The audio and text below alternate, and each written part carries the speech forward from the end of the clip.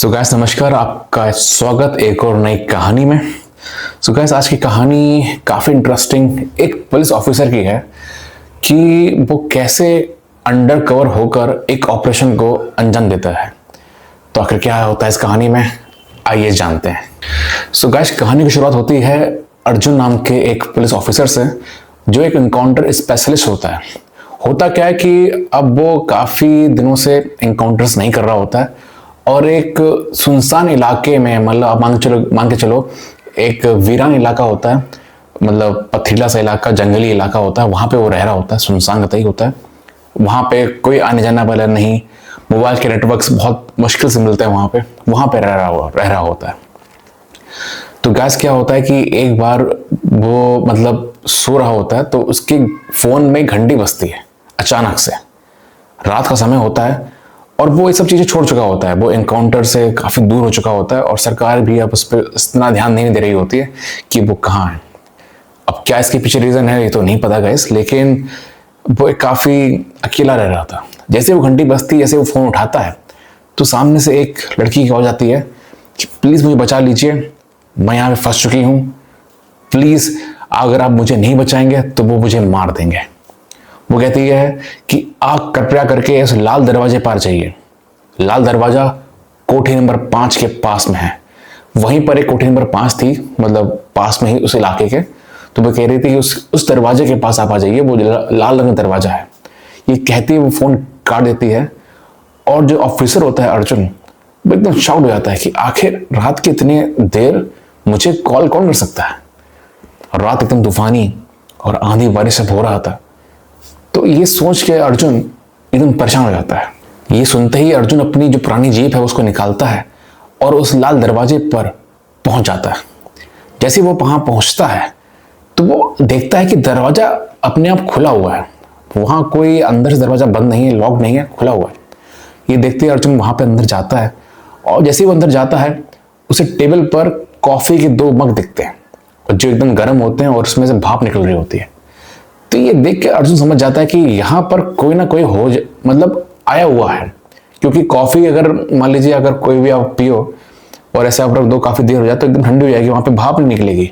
लेकिन उससे भाप निकल रही थी, उससे समझ गया कि यहाँ पर कोई ना कोई है। अर्जुन क्या करता है, फिर पूरे घर की तलाशी लेता है ये पता करने के लिए आखिर वहां पर है कौन। तो वो जैसे तलाशी ले रहा होता है गैस, वो एक दराज खोलता है। जैसे वो दराज खोलता है वहां पे उसको एक फोटो फ्रेम दिखता है। उस फोटो फ्रेम में एक लड़की दिखाई देती है। वो लड़की वही होती है जिसने उसको कॉल किया होता है और उसके साथ एक लड़का भी होता है। और गाइस जैसे ही वो उस लड़के को देखता है, वो लड़का कोई और नहीं, वो अर्जुन का लड़का होता है, अर्जुन का बेटा होता है, जो 5 साल पहले एक सड़क हादसे में मारा गया होता है।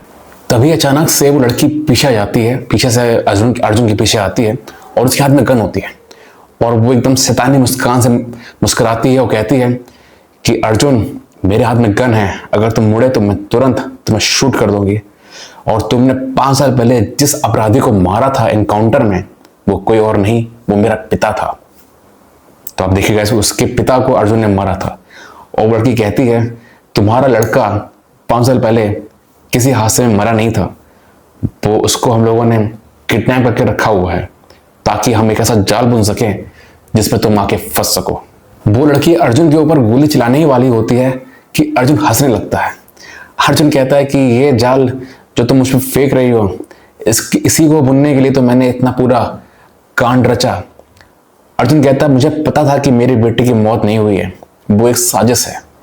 तो इसको ढूंढने के लिए ही, इस गैंग को ढूंढने के लिए मैंने पूरा ढोंग रचा ताकि तुम इस जाल में खुद फंस सको जिसे मैंने फैलाया है। अचानक घर की चारों तरफ से लाइटें जो हैं खुल जाती हैं और पुलिस की सारी टीम एकदम से वहां पर आ जाती है। अर्जुन कहता है कि तुम्हारे कॉल आने से पहले ही मैंने ये लोकेशन पुलिस को भेजी थी और पूरा बैकअप मैंने पहले बुला लिया था। मुझे पता था कि ये गैंग जो भी होगा ये कभी ना कभी इस जाल में फंसेगा। तो इस तरह से गाइस जो अर्जुन की पुलिस होती है वो लड़की को गिरफ्तार कर लेती है और अर्जुन का लड़का जो पिछले 5 साल से गायब था वो उसको मिल जाता है। तो सोचिए गाइस 5 साल तक अर्जुन ने अपने बेटे को बचाने के लिए, अपने बेटे की लोकेशन हासिल करने के लिए ये पूरा कांड रचा होता है और वो भेज बदल कर उस पहाड़ी सुनसान इलाके में रह रहा होता है ताकि उसे वो कॉल आए और वो इस चीज को पकड़ पाए। तो कैसी लगी आपको कहानी? मुझे उम्मीद है आपको ये कहानी अच्छी लगी होगी। फ्यूचर में हम और भी आपको ऐसी अच्छी कहानियां और भी बताएंगे। तब तक आप इस चैनल को सब्सक्राइब कीजिएगा और लाइक कीजिएगा। धन्यवाद।